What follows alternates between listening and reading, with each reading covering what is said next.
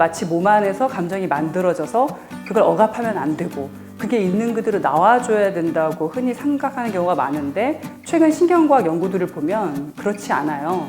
감정이라는 건 실시간 내 이제 경험에 따라서 만들어지는 것이고 사회문화적인 현상에 계속 영향을 받으면서 변해가는 거거든요. 그 감정에 너무 절대적인 어떤 중요성, 절대적인 가치를 두지 않는 게 전 중요하다고 생각을 해요. 감정은 매우 상대적인 거고 굉장히 주관적이며 맥락적인 건데 마치 지금 현대사회는 감정을 굉장히 좀 신성시한다고 할까요? 굉장히 절대시하고 감정이 있으면 굉장히 그걸 어떻게 하든 해결해야 된다고 생각을 하는 것 같고 감정 자체가 마치 무슨 뭐 병이거나 혹은 어떤 극복해야 되는 그런 걸로 바라보면서 오히려 감정을 굉장히 좀 부풀리는 그런 경향이 좀 있는 것 같은데 내가 어떤 감정을 느꼈고 그 감정을 꼭 표현해야 되고 그 감정이 어떤 것이냐 그 정체를 알겠다 이런 게 중요한 게 아니라 아 내가 과거 경험이 이러하니 어떤 감정에 대해서 특히 민감할 수가 있구나 어떤 욕구가 좌절됐을 때는 어떤 감정이 굉장히 두드러질 수가 있구나 그게 관계에 영향을 줄 수가 있구나 이런 연결고리를 전체를 다 보면서 내가 경험하는 감정이 어떤 맥락 안에서 벌어지는 건지 전체를 좀 볼 필요가 있어요. 하늘의 구름이 바람의 방향에 따라서 모양도 바뀌고 흘러가잖아요. 감정도 그 시각에 따라서 변하는 거고 어떤 실체가 있는 것이 아니라 굉장히 이제 변화무쌍하고 내일이면 또 다른 감정이 올라오고 이런 식으로 흘러가는 것인데 그것을 너무 지나치게 의미를 부여해서 거기 매달리고 그게 압도되는 것이 문제다. 그러니까 감정에 대해서는 어떤 절대적인 대처법이라든가 그런 것은 방법은 없지만 애써서 일부러 막 극복하려고 하는 것보다는 그냥 있는 그대로 좀 받아들이고 나에게 적절한 방식으로 경험하는 것이 가장 좀 효과적이고 적절하지 않나 그렇게 생각합니다. 과거에 어떤 우리가 집단을 이루어서 살아가면서 또 윤리적인 기준에서 어긋나면은 죄책감을 느끼고 뭔가 내가 집단에 의해서 자부심을 느낄 수 없는 행동을 했다. 그럴 때 수치심을 느끼고 그렇게 해서 사람이 좀 집단에 적응하면서 사회생활을 잘 살아가게 하는 굉장히 좋은 기능이 있어요. 그런데 이제 간혹 수치심이나 죄책감이 너무 과도해서 습관적으로 무슨 일만 일어나도 나 때문이야. 혹은 내가 여기서 없어져야 돼. 내가 부적절하다. 이렇게 굉장히 좀 강도가 높고 또 빈도가 잦은 그런 경험을 하시게 된다면은 그건 이제 자기 자신을 믿고 살아가기 매우 어렵게 만들거든요. 실제로 심리학 연구들을 들여다보면은요, 자기에 대해서 좀 일관된 신념, 이런 믿음을 갖는 분들이 정신건강에 훨씬 좋은 것으로 나타나요.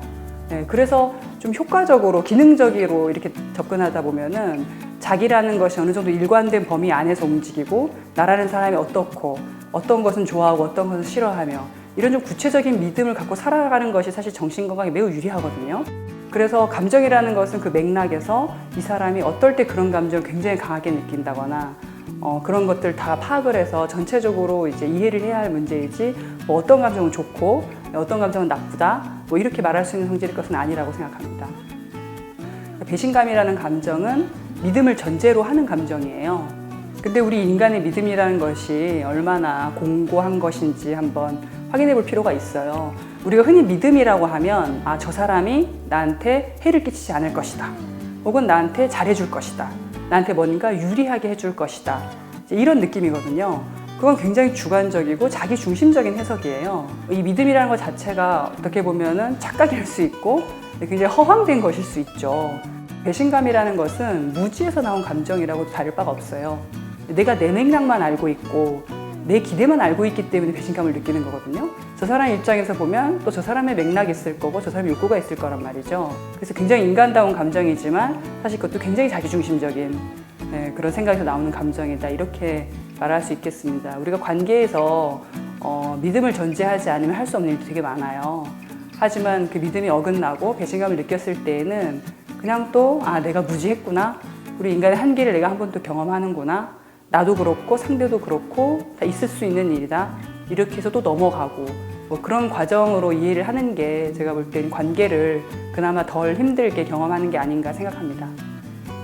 내가 감정을 지금 잘 알아차리지 못하고 어떤 강렬한 감정이 들 때마다 자꾸 다른 사람한테 쏟아버리는 분들이 있어요. 문제는 다 타인에게 있고 세상이 이상한 거고 사회에 문제가 많고 정작 자기 자신에 대한 이해는 텅 비어있는 경우가 대부분이거든요. 그래서 이 책에서는 감정을 우리가 설계하는 주체다 이제 이런 표현을 쓰는데요. 내가 어떤 감정에 민감하고 왜 그렇게 반응하는지 그래서 내 감정적 반응을 이해하고 아, 왜 나는 그게 그렇게 힘들지? 왜 나는 그게 그렇게 싫지? 이런 것들을 깊게 들여다볼수록 자기 이해가 넓어지기 때문에 자기 이해가 폭이 넓어지면 내가 어떤 행동을 하고 왜 내가 이렇게 생각을 하는지 조망이 좀 가능하게 돼요. 조망이 또 가능하다는 것은 내 생각이나 감정의 내용에 막 압도돼가지고 거기서 막 이렇게 어지럽게 생각을 반복하는 게 아니라 좀 전체를 보고 조율할 수 있다는 그런 여지를 뜻하거든요. 다음엔 보다 적절한 선택, 보다 더 효과적인 감정적 반응을 할 수가 있어요. 그러면 감정에 대한 해석이 바뀌는 거고 대처가 바뀌는 거죠. 그래서 감정 경험이라는 건 이렇게 굉장히 가변적이고 해석에 따라서 영향을 많이 받는 것이기 때문에 자기 이해에 있어서 매우 중요한 작업이다 이렇게 말씀드릴 수 있습니다.